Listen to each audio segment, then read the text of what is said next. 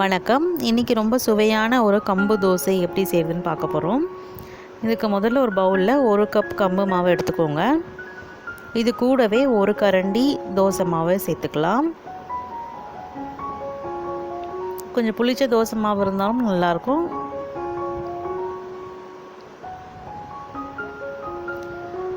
நல்லா பொடியாக நறுக்கின வெங்காயம் ஒரு 1லேருந்து 1.5 ஸ்பூன் வரைக்கும் எடுத்துக்கலாம். அதுக்கப்புறம் காரத்துக்கு தேவையான அளவு பச்சை மிளகா,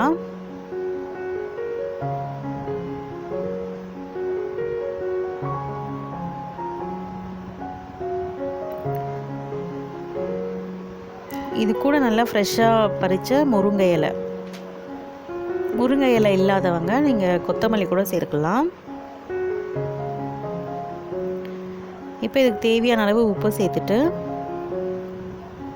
கொஞ்சம் கொஞ்சமாக தண்ணி விட்டு நல்லா கரைச்சிக்கணும்.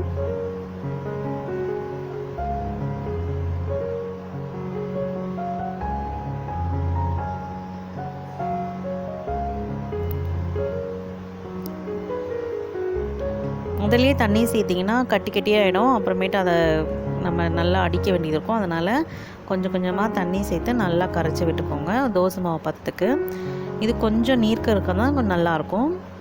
இது ஒரு அரை மணி நேரம் நல்லா ஊற வச்ச பிறகு நம்ம தோசை மாவு ரெடி ஆகிடுச்சு. இப்போ நம்ம தோசை ஊற்றிடலாம். இப்போ அரை மணி நேரம் ஊற வச்சதுக்கப்புறம் நல்லா கலந்து விட்டுட்டு அதுக்கப்புறம் தோசை ஊற்றுங்க. இதில் வெங்காயம் இருக்கிறதுனால கொஞ்சம் கஷ்டமாக இருக்கும் தோசைக்கு, ஆனால் ஊற்றுறதுக்கு ஆனால் ரொம்ப நல்லாயிருக்கும் சாப்பிட. இப்போ இதில் நல்லா எண்ணெயோ இல்லை நெய்யோ சேர்த்துட்டு நல்லா வேக வச்சு 2 பக்கமும் எடுத்துட்டோம்னா நம்மளோட தோசை ரெடி ஆகிடும்.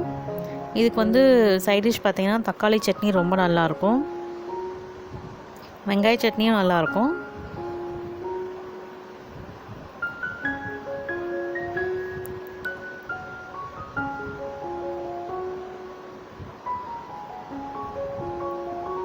இப்போ திருப்பி போட்டு 2வது பக்கம் நல்லா வெந்ததுக்கப்புறம் எடுத்துட்டோம்னா நம்மளோட கம்பு தோசை ரெடி ஆகிடுச்சு.